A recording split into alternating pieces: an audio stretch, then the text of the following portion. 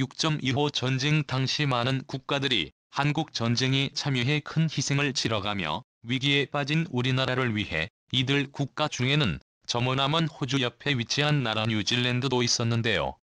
이들은 U-25가 발발되던 해인 1950년부터 전쟁 휴전이 되던 1953년을 지나 1957년까지 한국에 주둔하면서 혹시나 모를 북한의 움직임을 제재하기 위한 지원을 아끼지 않았습니다. 당시 뉴질랜드군은 7년간 약 4,700명의 자국 군사들을 한국에 파견했는데 자국의 군병력 숫자가 1만도 채 되지 않던 나라의 규모로 봤을 때는 이는 매우 큰 규모의 지원 병력이었던 것이죠. 뉴질랜드는 한국전 발발 소식을 듣자마자 1950년 7월 26일 한국에 파병할 함께 포병부대를 창설하고 이 부대의 명칭을 코리안 포스 일명 K포스로 명명하며 모병을 하기 시작했습니다. 그런데 놀라운 것은 모병 시작된 지 단 9일 만에 총 5,982명의 뉴질랜드 청년들이 이곳에 지원했다는 것입니다. 뉴질랜드군은 여기서 최종 1,000명을 선발해 이들을 중심으로 포병연대를 창설하기에 이르는데요. 그렇게 이들은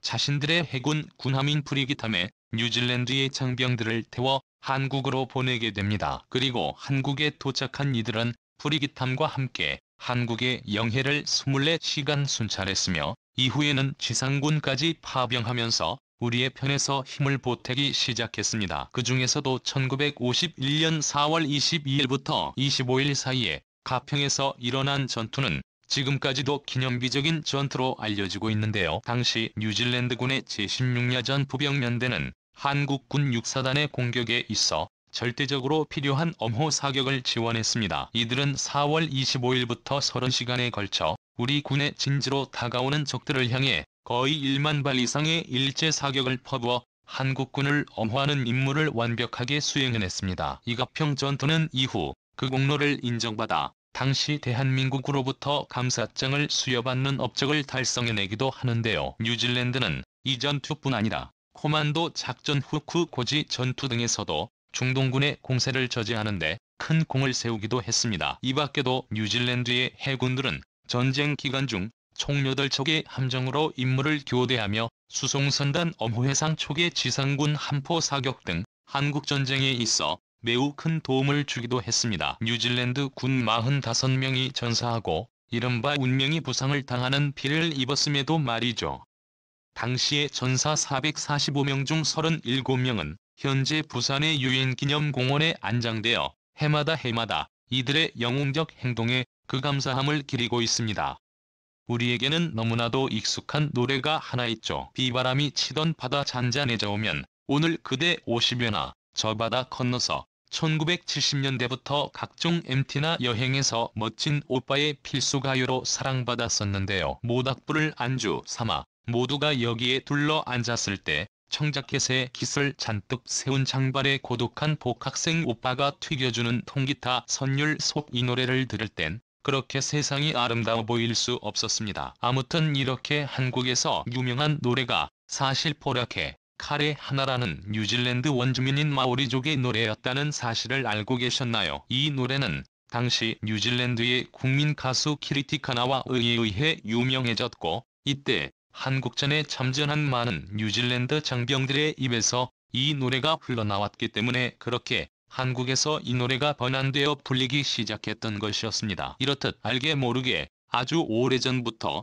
뉴질랜드와 한국의 인연은 생각보다 진하게 연결되어 있었던 것 같습니다. 제대로 된 전함 한 척 없었던 한국에서 당시 뉴질랜드가 보낸 프리기탐은 그 존재 자체만으로도 우리에게는 천군만마를 얻은 것과 같은 안도감과 희망을 주기에 충분했습니다. 그리고 그렇게 70여 년의 시간이 흐른 지금 이제는 한국이 뉴질랜드를 위한 전함을 수조하고 건조해 이를 한국의 앞바다가 아닌 뉴질랜드의 앞바다에 우리가 가진 독보적인 조선 기술력으로 그들에게 든든한 힘을 제공해 줄 수 있게 되었습니다. 한국은 전쟁 직후 그 어떤 나라들보다 빠르게 성장하며 대한민국의 저력을 세계에 증명해 왔는데요. 그리고 그 중에서도 최고로 인정받는 기술이 바로 조선기술이었습니다. 한국은 이 기술을 바탕으로 놀라운 성능의 군함들까지 만들어내기에 이르는데요. 그리고 이제는 배 한 척이 없던 나라에서 세계 곳곳에 군함을 건조해 수출하기까지 이른 것입니다. 한국이 군함을 수출한 나라들을 살펴보면 먼저 영국이 있습니다.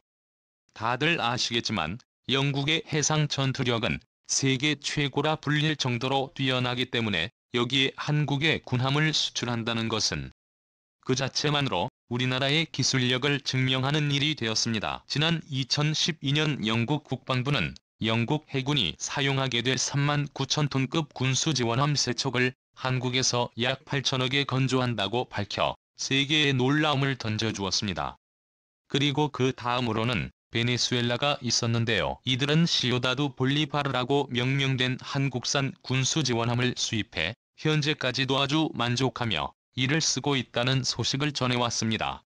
이런 나라들 중에는 노르웨이도 있었습니다. 2013년 노르웨이는 한국의 영국 해군과 동급의 군수지원함 한 척을 수주 의뢰했고, 이에 따라 2019년 5월부터 마우드라 명명 지어진 한국이 만든 이들의 군수지원함은 그렇게 그들의 바다를 위험있게 평정하기에 이릅니다. 이렇다 보니 태국과 인도네시아 등 주변 동남아 국가들 또한 한국산 군함 구입에 열을 올리고 나섰는데요. 마치 한국산 제품 한 개쯤은 꼭 있어야 잘 나가 보이는 것처럼 이들은 그렇게 우리나라의 군수지원함을 구입해 이를 아주 잘 활용 중에 있는 것입니다. 그리고 이런 나라들 중 바로 뉴질랜드가 있었습니다.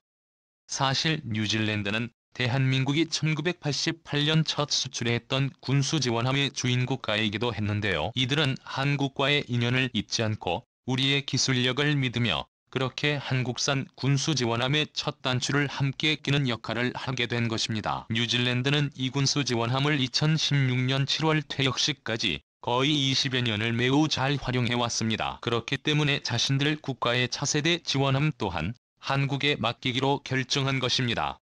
그렇게 이 군수지원함의 수주를 우리나라의 현대중공업에서 맡기로 하는데요. 이들이 건조를 맡게 된 뉴질랜드의 새로운 군수지원함은 뉴질랜드 자체에서도 국가사업으로 여길 만큼 매우 중대하고 전에 없던 스케일을 자랑하는 그러한 건이었습니다. 뉴질랜드 해군으로부터 해당 건을 수주한 현대중공업은 그렇게 전에 없던 규모의 23,000톤급 군수지원함 건조에 들어갑니다. 이는 기존에 한국이 만들었던 뉴질랜드의 12,000톤급 군수지원함이었던 엔드버함의 크기를 거의 2배가량 뛰어넘은 스케일이었는데요. 길이 173폭 24m의 최고 속력 16노트를 자랑하는 이 함정은 그렇게 뉴질랜드 해군 역사상 최대 규모의 함정으로 기록되는 스펙을 자랑하기도 했습니다. 한국은 이 함의 이름을 뉴질랜드 원주민어로 뉴질랜드를 뜻하는 아우테하루라고 명명했는데요.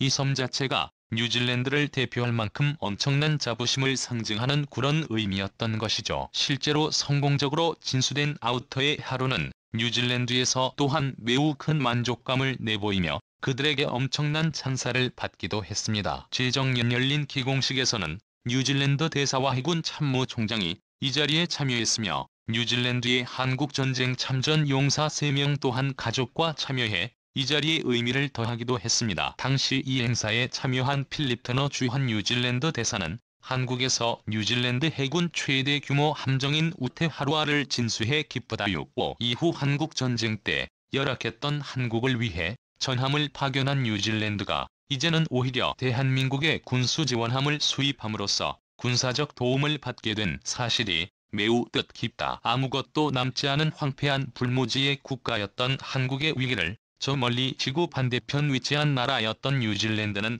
이를 그냥 흘려보내지 않았습니다. 그들은 금은 바닷길을 달려 한국으로 전함을 지원했고, 이제 몇십 년의 시간이 흐른 한국은 반대로 눈부시게 쌓아올린 기술을 통해 역으로 뉴질랜드의 군사력 증대에 있어 그 힘을 보태고 있는 것입니다. 이것이야말로 세대와 시간을 뛰어넘는 아름답고 의미 있는 국가 간의 인연이 아닐까요? 날이 갈수록 국제관계가 더욱 복잡해지고 이에 따라 국가 간의 협력 또한 매우 중요해지고 있는 요즘 이런 아름다운 관계들이 계속적으로 생겨나 대한민국과 함께하는 국가들 모두 서로에게 의미 있는 인연으로 남는 것은 어떨까요? 오늘 영상 여기서 마치겠습니다. 청자님들의 현명한 의견을 댓글로 남겨주시길 바랍니다. 여러분들의 좋은 의견이 좋은 영상을 만드는 데 많은 힘이 됩니다.